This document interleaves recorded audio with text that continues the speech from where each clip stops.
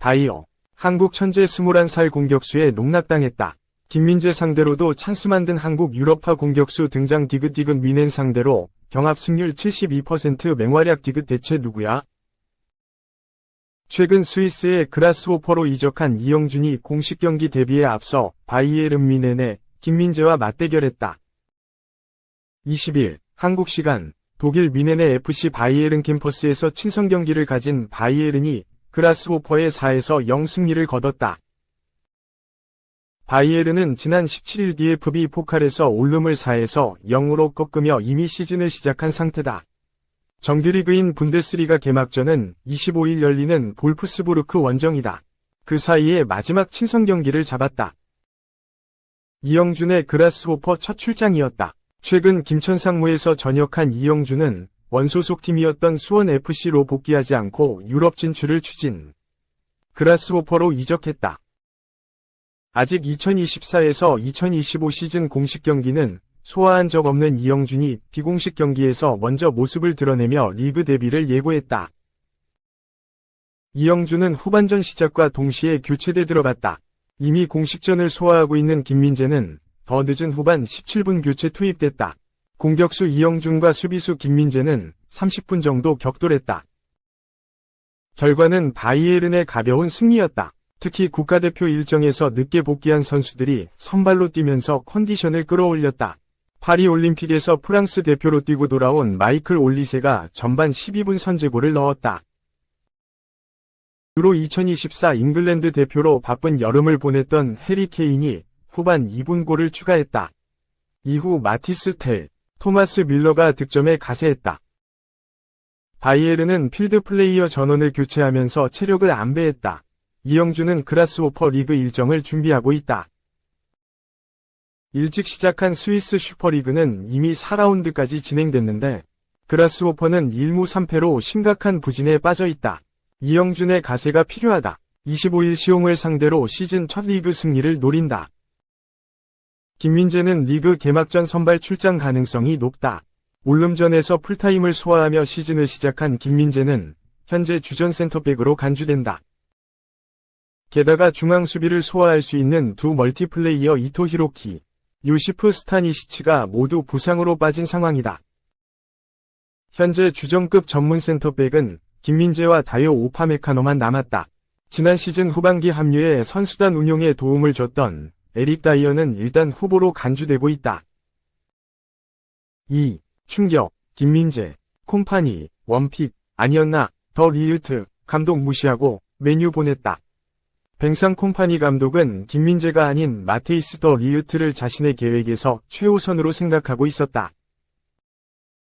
이는 더 리우트의 맨체스터 유나이티드 이적 후 공개된 뒷이야기에서 밝혀진 내용이다. 메뉴는 지난 14일 한국 시간 바이에른 뮌헨으로부터 더 리우트와 누사이르 마즈라위를 영입했다고 발표했다. 현지 보도에 따르면 더 리우트의 이적료는 옵션 포함 5천만 유로, 약 745억 원, 마즈라위의 이적료는 2천만 유로, 약 298억 원으로 추산된다. 최근 더 리우트의 메뉴 이적 뒷이야기가 공개됐다. 글로벌 스포츠 매체 디 애슬레틱은 더 리우트가 어린 시절 알렉스 퍼거슨 경이 이끌던 메뉴의 센터백 듀오 리오 퍼디낸드와 네마냐 비디치에게 관심을 갖고 있었고, 과거 메뉴에서 활약했던 네덜란드의 레전드 야프스탐으로부터 메뉴 이적에 영향을 받았다고 설명했다. 하지만 디 애슬레틱은 더 리우트의 이적을 예상하는 건 쉽지 않았다고 했다. 뮌헨의 사령탑이 토마스 투엘 감독에서 콤파니 감독으로 교체됐지만 더 리우트는 콤파니 감독 체제에서도 주전으로 기용될 게 유력한 분위기였기 때문이었다. 매체는 이번 여름 더 리우트의 메뉴 이적 가능성은 낮아 보였다. 지난 시즌 뮌헨이 어려움을 겪고 더 리우트에게 무릎 문제가 있었지만 그는 뮌헨에서 신용을 얻은 것처럼 보였다. 면서 더 리우트는 김민재와 우파메카노, 다이어와의 경쟁 속에서도 리그 22경기 중 16경기에 선발로 출전했다. 고 짚었다. 이어 투엘 감독이 떠난 뒤 더 리우트가 콤파니 감독 아래에서 자리를 지킬 거라는 기대가 있었다. 그러나 더 리우트와 가까운 소식통에 따르면 선수 측은 윈넨이 더 리우트의 전망에 대한 대화를 나누는 도중 게임을 하는 등 더 리우트가 떠나길 원했다고 인지했다고 덧붙였다. 더 리우트의 메뉴 이적은 콤파니 감독이 아닌 윈넨 구단의 결정이었다. 정작 콤파니 감독은 더 리우트를 1순위 센터백으로 생각했다는 게 매체의 설명이다.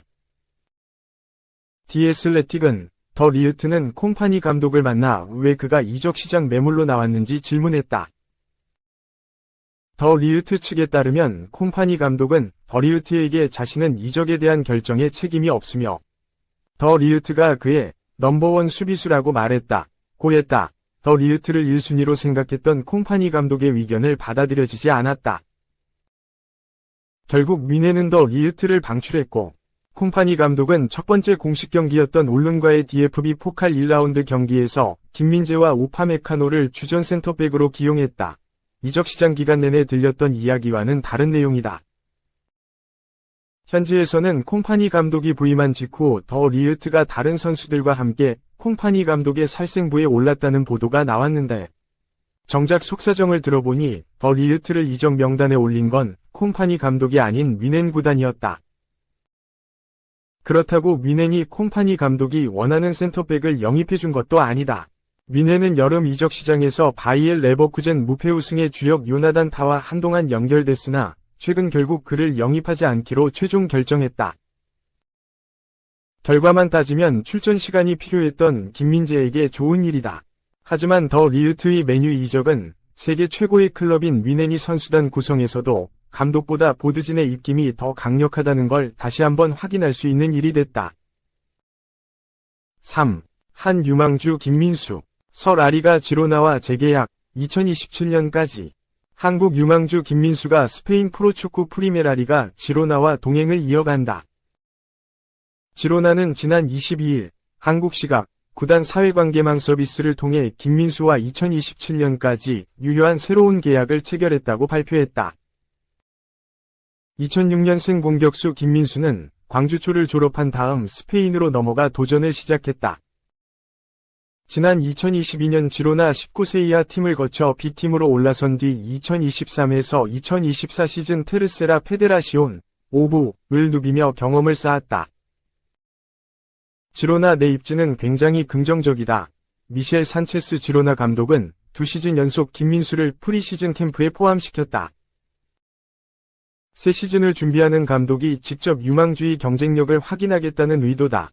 김민수는 꾸준히 교체로 그라운드를 누비며 미셸 감독에게 눈도장을 찍었다. 지난달 몽펠리에, 툴루즈, 이상 프랑스, 에스파뇰, 스페인, 본머스, 잉글랜드 등을 상대했다. 또 축구 국가대표 김민재, 바이에른 뮌헨, 위 친정 나폴리, 이탈리아에 맞서 교체 출전하기도 했다. 성공적이었던 프리시즌 이후 김민수와 체결한 새 계약에서 지로나가 갖는 기대감이 느껴진다. 김민수의 다음 목표는 1군 합류와 프로 데뷔다. 스페인 라리가의 비유럽연합 선수 등록 제한 3명을 딛고 1군에 포함되는 것이 첫 번째다. 만약 김민수가 1군 경기에 출전한다면 역대 8번째 라리가 코리안 리거가 된다. 2019에서 2020 시즌 마요르카에서 뛰었던 기성용에 이어 5년 만에 라리가 코리안 리거가 탄생할 수 있을지 관심이 쏠린다. 4. 명단 제외 항명하자 등번호까지 뺏겼다. 이적 결심 123골 FW 두고 UCL 팀과 협상 돌입. 엔초 마레스카, 44 이탈리아, 감독과 돌아올 수 없는 강을 건넌 라힘 스털링, 29 첼시를 두고 아스톤 빌라가 협상 테이블을 펼쳤다.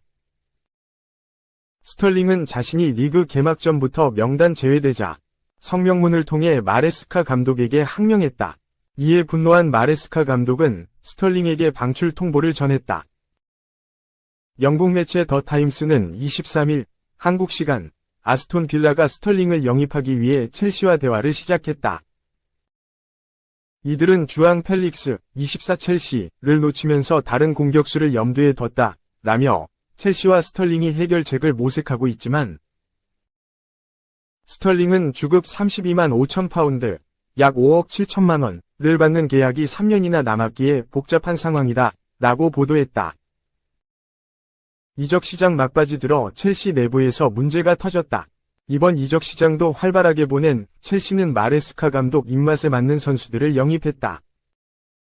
마레스카 감독은 2선 보강을 중심적으로 이뤘는데 페드로 네투, 24와 펠릭스를 데려오면서 2선 공격 숫자를 늘렸다. 이 과정에서 기존 선수들이 매각 대상으로 전락하고 말았다. 특히 지난 2시즌 동안 리그 14골에 그친 스털링이 가장 큰 피해를 보았다. 스털링은 시즌 첫 경기인 맨체스터 시티와 리그 개막 전부터 경기 명단에 이름을 올리지 못했다. 그는 자신이 개막 전부터 명단에서 사라지자 소셜 네트워크 서비스를 통해 공개적으로 마레스카 감독의 설명을 요구했다. 스털링은 그동안 첼시와 팬들에게 최고의 성과를 전하기 위해 항상 헌신했다. 아직 계약이 3년이나 남았고 마레스카 감독 밑에서 긍정적인 프리시즌을 보냈다. 라며 당연히 명단에 포함될 거로 기대했지만 그러지 못했다. 현 상황에 대한 명확한 설명을 듣길 원한다. 라고 입장문을 전달했다. 이에 마레스카 감독은 다른 윙어를 선호한다면서 스털링에게 방출을 통보했다. 그는 21일 경기 기자회견을 통해 그저 솔직하게 말하려고 노력할 뿐이다. 스털링에게 여기서 더는 뛰지 못할 것이라고 확실하게 설명했다. 라며 그가 좋은 선수가 아니라고 말하는 건 아니다. 다양한 스타일의 윙어를 선호할 뿐이다. 라고 굳건하게 이야기했다.